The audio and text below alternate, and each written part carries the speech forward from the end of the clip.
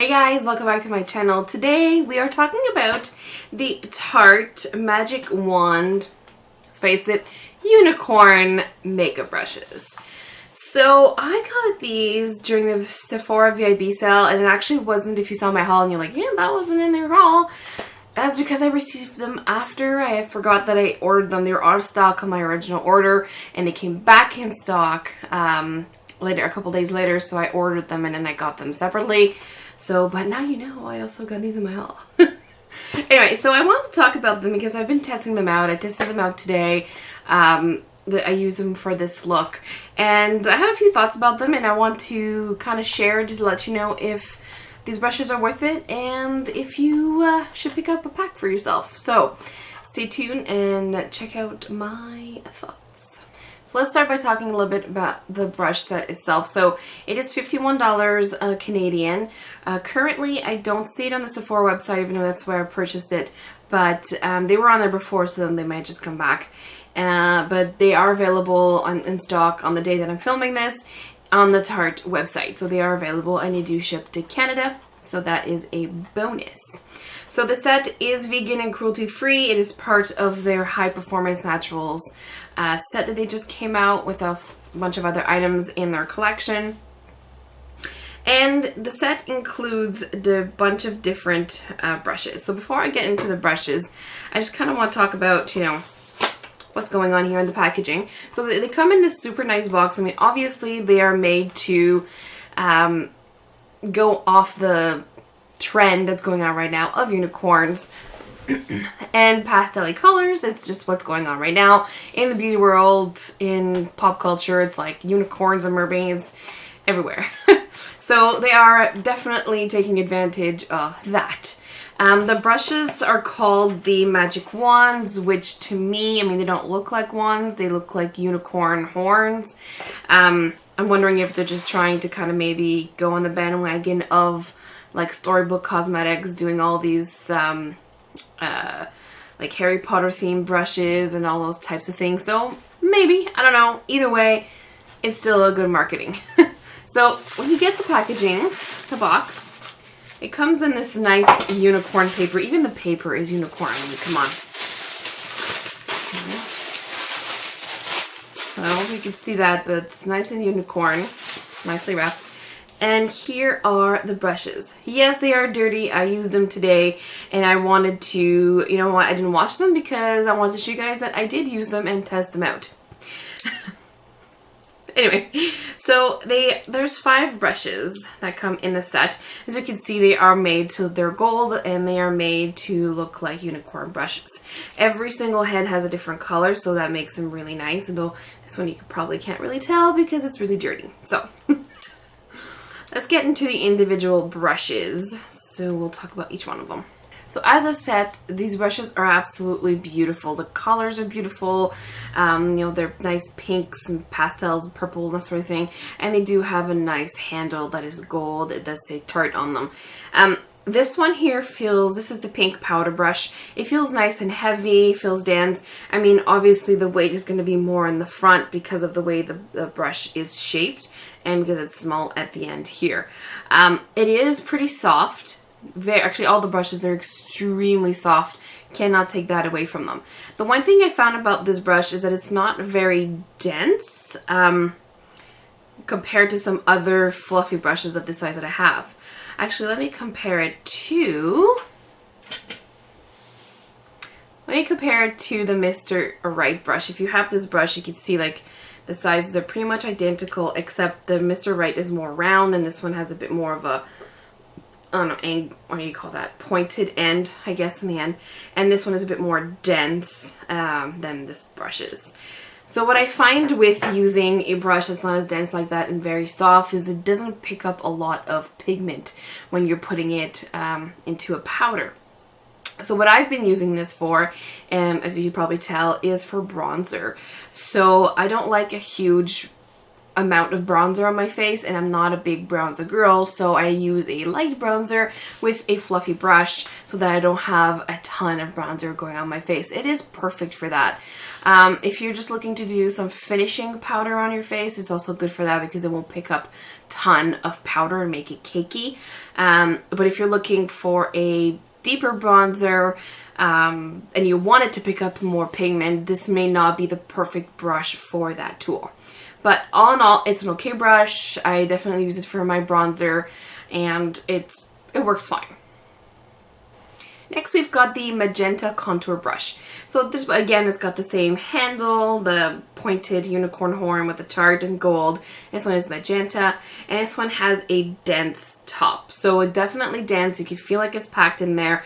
Again, the weight is definitely on the end. So if you're looking for a balanced or more balanced kind of brush, obviously this is not it because of the smaller tip and the larger head here. So it is, again, extremely soft, and I actually really like this brush.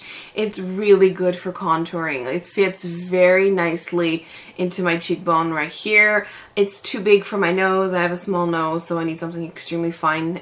If I were to contour my nose, I don't, but if I were to, I would need something smaller than this. But it does fit very nicely in the cheekbones right here. It's really good for that, and it's nice and dense. I had no problems picking up pigment with this, and I just actually really like this one. I think this is probably my favorite or second favorite of the set. Then we have the blue shading eyeshadow brush. So, I mean, it doesn't look very blue right now. It is dirty. And actually, to me, it didn't look very blue. It's a light teal that's more on the blue side than the green side. You'll see the blender brush is more green than this one is. This one is very light. It's a little bit more balanced because it's not so big on the end. It still has the tip, the smaller tip, and it's pretty light compared to some other brushes that I have. It's a little bendable. It feels a little cheaper, but not as cheap as the blending brush that I'll talk about soon. And this works very well. I really like this shader brush. I use it to pack on my shadow today. I have no problem picking up pigment with it. Other than being super, well, it's not super light, so it's medium. Other than being light and dirty right now, I like this brush and I will keep using it. So is it the best shader brush I've ever used? No. I mean, you've probably heard me talking about, in my favorites, the Wet n Wild shader brush that is way cheaper and probably does about the same job as this one does. So this one is the purple liquid foundation brush. Again, it's the same kind of feeling where it's heavier on the end, same nice handle.